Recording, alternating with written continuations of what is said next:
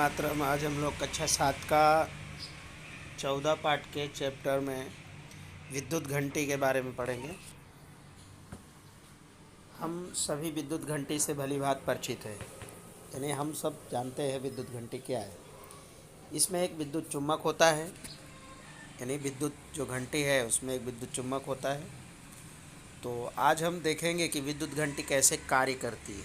ठीक है, तो 14.20 में एक चित्र दिखाया गया है यहाँ पे। ये तो ये एक विद्युत घंटी है। तो एक विद्युत घंटे का विद्युत परिपथ दिखाया गया है, मैंने आपको चित्र दिखाया। इसमें क्या है कि लोहे के टुकड़े पर तांबे के तार की एक कुंडली लिपटी हुई है। कुंडली यानी फेरी होता है, फेरे जो किस रूप में होते हैं, ऐसे ऐसे ऐसे ऐसे ऐसे फेरे के रूप में लिपटे हुए हैं। ठीक, इसमें लोहे के टुकड़े पर तांबे के तार की कुंडली लिपटी होती है। देखिए ये वाली, ये जैसा इसमें देखो, ये इस चित्र में देख रहे हो ना, ऐसे लपटा हुआ है, ऐसे ऐसे ऐसे ऐसे एक कुंडली कुंडली है। अब विद्युत चुम्बक के निकट लोहे की एक पत्ती लगी होती है, जिसके एक सिरे पर हथौड़ा जुड़ा होता है। मतलब जो विद्युत घंटी है उसके निकट में लोहे की एक पत्ती लगी है, और जिसका एक किनारे पर यानी एक सिरा जो है उस पर हथौड़ा जुड़ा होता है। लोहे की पत्ती के समीप यानी लोहे की पत्ती के निकट एक संपर्क पेच होता है। जब लोहे की पत्ती इस पेच के संपर्क में आती है तो उसका विद्युत परिपथ यानी धारा का प्रवाह पूरा होता है, और कुंडली से जो विद्युत धारा है वो प्रवाहित होने लगती है, जाने लगती है, जिससे वो विद्युत चुम्बक बन जाती है। तब ये लोहे की पत्ती को अपनी ओर खींचती है। जब ये लोहे की अपनी ओर खींचती है तो ये परिपथ को भी तोड़ देता है। इससे कुंडली से विद्युत धारा का प्रवाह खत्म हो जाता है, समाप्त हो जाता है। ठीक है, तो क्या ये कुंडली अब भी विद्युत चुम्बक की बनी रहती है? नहीं, अब कुंडली विद्युत चुम्बक की नहीं होती। ये लोहे की पत्ती को अब भी अपनी ओर नहीं खींचती।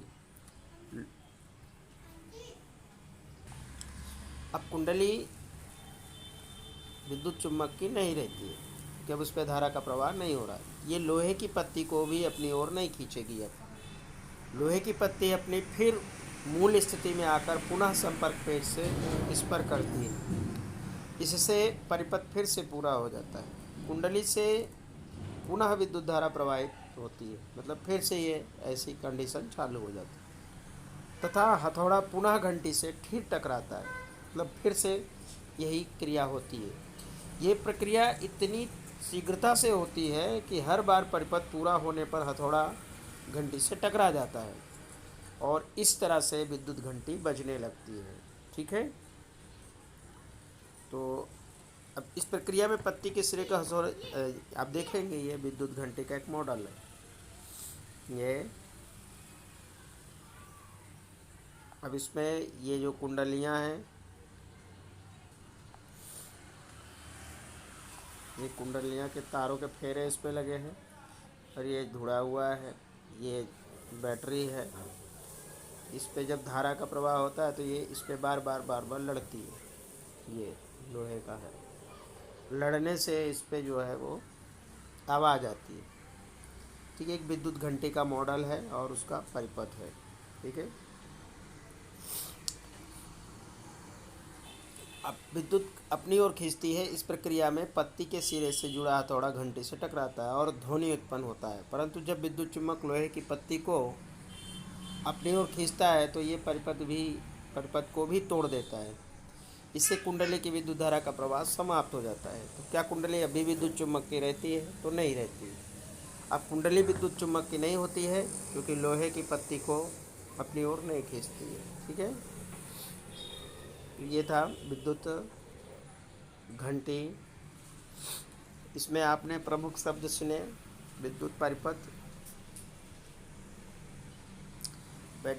विद्युत अवयव, लघुपथन, विद्युत घंटी, विद्युत चुम्बक, विद्युत फ्यूज, सेल होल्डर, विद्युत सचित्र, विद्युत का तापीय प्रभाव, विद्युत का चुंबकीय प्रभाव और कुंडली। आपने इसमें कौन से शब्द सीखे? विद्युत अवयवों को उनके प्रतीकों द्वारा निरूपित करना सुविधाजनक होता है और इनका उपयोग करके किसी विद्युत परिपथ को परिपथ आरेख द्वारा निरूपित किया जा सकता है, आपने इस चैप्टर में सीखा। दूसरा आपने सीखा कि जब किसी तार को कोई विद्युत धारा प्रवाहित होती है तो वो तार तप्त हो जाता है, यानी जलने लगता है, और वो विद्युत धारा का तापीय प्रभाव कहलाता है। और इस प्रभाव के बहुत से अनुप्रयोग भी आपने सीखे हैं। आपने ये भी सीखा कि कुछ विशेष पदार्थों के बने तारों में से जब उच्च विद्युत धारा प्रवाहित होती है तो वे गर्म होने से पिघलकर टूट जाते हैं, और इन पदार्थों का उपयोग विद्युत फ्यूज के निर्माण में किया जाता है, जो विद्युत परिपथ की क्षति और आग से बचाते हैं। आगे आपने ये भी सीखा कि जब किसी तार से विद्युत धारा प्रवाहित होती है वो चुम्बक की तरह व्यवहार करती है, इसे विद्युत धारा का चुंबकीय प्रभाव कहते हैं। अब आपने इसमें सीखा कि लोहे के किसी टुकड़े पर विद्युत रोधी तार से लिपटी हुई विद्युत धारावाही कुंडली को विद्युत चुम्बक कहते हैं, और विद्युत चुम्बक बहुत सी युक्तियों में उपयोग किए जाते हैं, आपने यहाँ पर सीखा। अभ्यास का समय है कि विद्युत परिपथ के निम्नलिखित अवयवों को निरूपित करने वाले प्रतीक अपनी नोटबुक का खींचिए। संयोजक तार, स्विच ऑफ की स्थिति में विद्युत बल्ब, विद्युत स्विच ऑन की स्थिति में विद्युत बैटरी। तो अब देख सकते हैं यहाँ पर 14.21 चित्र में। अब आपको प्रश्न नंबर 2 है कि दर्शाए गए विद्युत परिपथ को निरूपित करने के लिए परिपथ आरेख कीजिए। ये जो बना है आपको ऐसे बनाना है। फिर प्रश्न 3 की 4 सेल दिखाए गए हैं, रेखा खींचकर ये निर्दिष्ट कीजिए कि 4 सेलों में टर्मिनल द्वारा संयोजित करके आप बैटरी बना सकते हैं। ये जो पीछे बना हुआ था तो आप इसको दिखाइए। फिर प्रश्न नंबर 4 है कि दिखाए गए परिपथ में बल्ब दीप्त नहीं हो पा रहा है, क्या आप इसका कारण पता लगा सकते हैं कि परिपथ में आवश्यक परिवर्तन करके बल्ब को दीप्त कीजिए। ठीक है, तो यहाँ अभ्यास में विद्युत परिपथ के निम्नलिखित अवयव को निरूपित करने वाले प्रतीक लिखिए। जैसे आप ये स्विच देख सकते हो, यहाँ पे स्विच ऑफ की स्थिति, फिर ये बैटरी का चिन्ह, ये विद्युत सेल का चिन्ह, ये विद्युत बल्ब जो प्रकाशमान है उसका चित्र, उसके बाद में ये बैटरी, फिर ये संयोजक तार, ये स्विच ऑन की स्थिति। तो इस तरह से आप दिखा सकते हो। दूसरा, चित्र में दर्शाए विद्युत परिपथ को निरूपित करना है, तो यहाँ पर विद्युत परिपथ को निरूपित करते हैं ऐसे, आप ऐसे बना सकते हो, फिर आप यहाँ पर भी दिखा सकते हो। ठीक है, फिर 14.2 में 4 सेल को ऐसे जोड़िए। देखिए इस तरह से आप इसको जोड़कर दिखा सकते हो।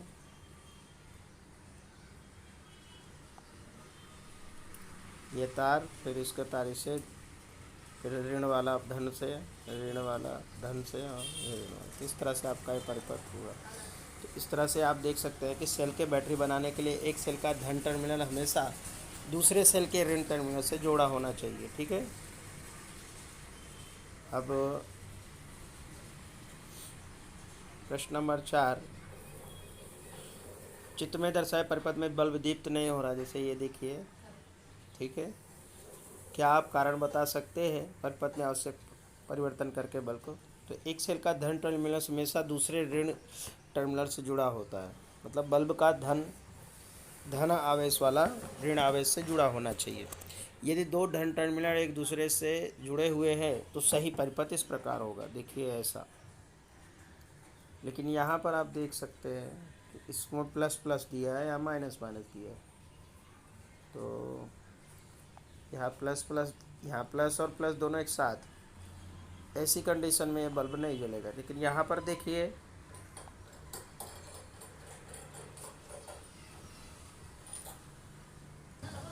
है ना, तो यहाँ देखिए, यहाँ पे धन टर्मिनल वाला और माइनस वाला एक साथ जुड़े हुए, यहाँ पे धन अलग है, ऋण अलग है, इसलिए ये बल्ब जलेगा। तो इस तरह से होना चाहिए। विद्युत धारा के किन्हीं 2 प्रभावों को लेकर, तो विद्युत धारा का तापीय प्रभाव, जब एक विद्युत प्रवाह एक तार से होकर गुजरता है तो तार गर्म होता है, इसे विद्युत धारा का तापीय प्रभाव के रूप में जाना जाता है, जिसका उपयोग कई ताप अनुप्रयोगों में किया जाता है, जैसे विद्युत हीटर, विद्युत इस्त्री, बल्ब आदि। विद्युत धारा का चुंबकीय प्रभाव, जब विद्युत धारा का प्रवाह एक तार के माध्यम से बहता हुआ इसके चारों के चुंबकीय क्षेत्र उत्पन्न करता है, इस प्रवाह को विद्युत धारा का चुंबकीय प्रभाव कहते हैं। विद्युत धारा के चुंबकीय प्रभाव के कई अनुप्रयोग हैं, जैसे बिजली की लिफ्ट, बिजली का घंटे, बिजली का खंभा, पंखा इत्यादि। प्रश्न 6 है कि जब तार प्रवाहित करने के लिए स्विच को ऑन करते हैं तो तार के निकट रही चुंबकीय सुई अपनी दक्षिण की ओर विक्षेपित हो जाती है। तो विद्युत धारा ले जाने वाले तार अपने चारों ओर चुंबकीय क्षेत्र का निर्माण करते हैं, और जब इस तार के पास चुंबकीय सुई रखी जाती है तो चुंबकीय क्षेत्र यानी चुंबकीय सुई के कारण चुंबकीय क्षेत्र और विद्युत धारा के कारण विद्युत चुंबकीय क्षेत्र यानी एक ओर से दूसरे संपर्क में आते हैं और चुंबकीय सुई में विक्षेपण उत्पन्न होता है। और बच्चों, जब विद्युत धारा स्विच ऑफ हो जाता है तो तार का कोई भी चुंबकीय क्षेत्र निर्मित नहीं होता, तो चुंबकीय सुई अपने उत्तर दक्षिण की स्थिति से विचलित नहीं होती है। प्रश्न नंबर 7 है कि जो ये चित्र दिखाया गया है, स्विच ऑफ किया जाए तो क्या चुंबकीय सुई विक्षेपित हो पाएगी? तो नहीं। अगर विद्युत परिपथ को स्विच ऑफ किया जाए तो चुंबकीय सुई विक्षेपित नहीं होगी, क्योंकि चुंबकीय सुई स्विच ऑफ होने पर विक्षेप नहीं दिखाएगी। इसका कारण है कि विद्युत प्रवाह का कोई स्रोत जैसे बैटरी या सेल इसमें नहीं लगे हैं, और एक सेल या बैटरी को जोड़ने की ज़रूरत होती है, और विद्युत प्रवाह के अनुपस्थिति में तारों द्वारा कोई चुंबकीय क्षेत्र नहीं है, इसीलिए चुंबकीय सुई का कोई विक्षेप नहीं होगा। ठीक है। अब खाली जगह है कि रिक्त स्थानों की पूर्ति करना। तो विद्युत सेल के प्रतीक में लंबी रेखा उसके टर्मिनल से रूपित होती है, तो जैसे धन टर्मिनल आएगा, यहाँ पे उत्तर है। 2 या 2 से अधिक विद्युत सेलों के संयोजन को बैटरी कहते हैं। फिर जब किसी विद्युत हीटर को स्विच ऑन करते हैं तो उसका अवयव रक्त तापतल यानी लाल हो जाता है, यानी जलने लगता है। फिर दूसरा है विद्युत धारा के तापीय प्रभाव पर आधारित सुरक्षा युक्ति को फ्यूज कहते हैं। प्रश्न नंबर 9, सही है सही गलत पर निशान लगाना कि 2 सेलों की बैटरी बनाने के लिए एक सेल के ऋण टर्मिनल से दूसरे सेल के ऋण टर्मिनल को संयोजित करते हैं, तो ये गलत है। ठीक है, क्योंकि प्लस और माइनस को करते हैं। जब किसी फ्यूज में ऐसे किसी निश्चित सीमा से अधिक विद्युत धारा प्रवाहित होती है तो वो पिघलकर टूट जाता है, तो ये सही है। ठीक है, विद्युत चुम्बकीय पदार्थों को आकर्षित नहीं करता, तो ये गलत है कि विद्युत चुम्बक आकर्षित करता है। फिर घा है कि विद्युत घंटे में विद्युत चुम्बक होता है, ये सत्य है। ठीक है। प्रश्न नंबर 10, क्या विद्युत चुम्बक का उपयोग किसी कचरे के ढेर से प्लास्टिक को पृथक करने के लिए किया जा सकता है? तो ये सही है। विद्युत चुम्बक एक चुम्बक की तरह है कि केवल लोहे के टुकड़े को आकर्षित कर सकता है।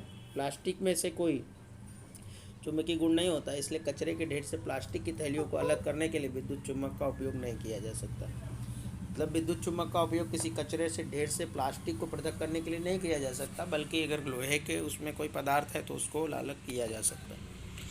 प्रश्न नंबर 11, मान लीजिए कि कोई विद्युत मिस्त्री आपके घर की विद्युत परिपथ में कोई मरम्मत कर रहा है और वो तांबे के एक तार को फ्यूज के रूप में उपयोग करना चाहता है, तो क्या आप इससे सहमत होंगे कि वो लगाएं? ठीक है।